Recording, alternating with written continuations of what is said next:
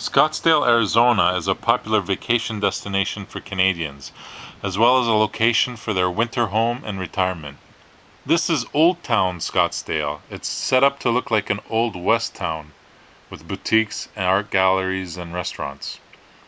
It's fairly warm all year round, with an average temperature of 20 degrees in the winter, but it's unbearable in summer, with an average around 40 degrees Celsius. During this time, even high-end hotels discount their rooms because it's so uncomfortable for tourists. This is a sculpture called Jackknife. I guess he was a cowboy. I know they try, but I really didn't get the cowboy feeling here like I did in my tour of Texas. I felt like Arizona was kind of like Canada's Wonderland version of the Wild West, if you know what I mean. Canadians like it here because of the warm weather, and golfers like the wide selection of courses available. Canadians like owning homes here so much that some real estate offices have Canadian flags prominently displayed in their windows. I'm still not sure how they get away with that. And Scottsdale has some of the most expensive homes in the country. And despite the climate differences from Canada, construction styles are similar to ours. They don't have basements, but a concrete foundation with a wood frame, and the rest is pretty well what we're familiar with. The most expensive homes are in the north, Scottsdale, and as you go south, prices decrease. It's a small town with a population under 250,000, so there's not too much to do here. There's restaurants and some bars, but that's about it.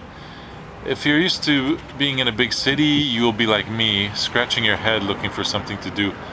But, well, one of the places I found was Taliesin West. This was Frank Lloyd Wright's winter home. It was here that he trained the next generation of architects. And it still functions as a school. It houses the students, and here you can get some good ideas on how he thought about architecture, nature, light, landscapes, man's encroachment on nature, and the interaction of it all.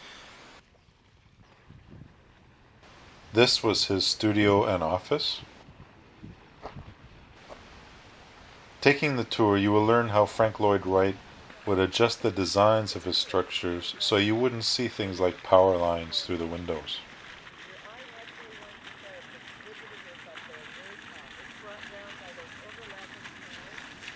The buildings here were all built by rocks they took from the desert. They created wooden forms and dropped the rocks in strategic locations and mixed mortar between to hold them together.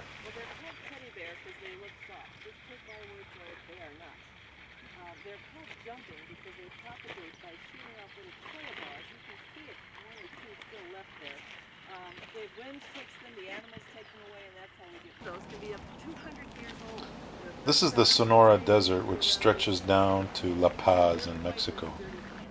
Well, it also points at Camelback, which is a local landmark. That's the closest mountain range with the two humps on the back, and from here all we can see is the tip of the head. But if you're on the 101 heading back to Old Town Scottsdale or the Sky Harbor Airport, you'll see an eyelash, which looks also, they call it the train mark. And then the rest of it. This is the kitchen for the architecture students.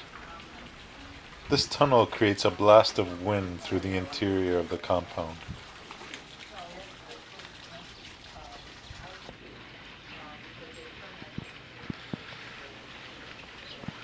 This is a screening room.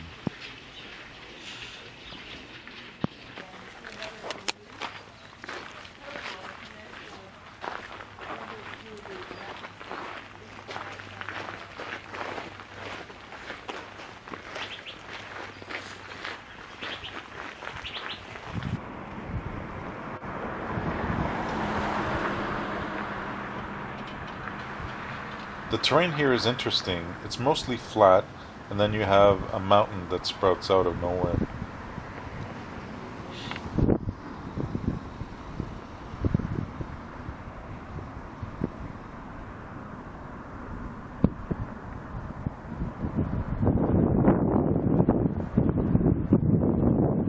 This is downtown Phoenix with a population of 1.5 million. This is a Friday night around 9 o'clock p.m. Doesn't it look like a ghost town? Most of the commercial buildings are here.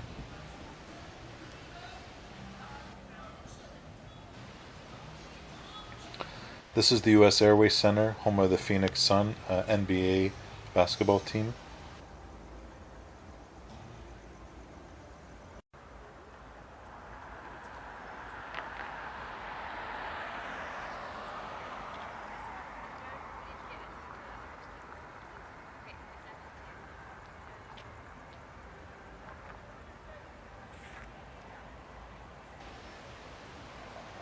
This building has Alliance Bank, Gold's Gym, and various law firms. This is 11 West Jefferson, built in 1923. It's a 10-story commercial building with restaurants and law firms.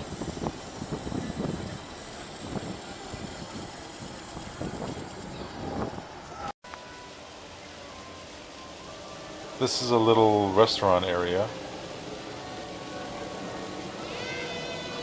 This is Phoenix City Hall. This building also houses the Orpheum Theater and a ballet academy.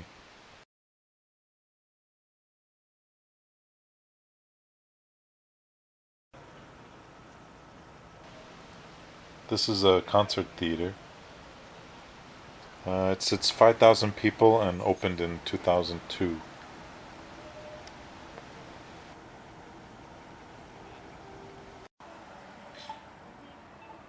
There's some shopping here, but not too much else. Thankfully, the clubs start around 10:30.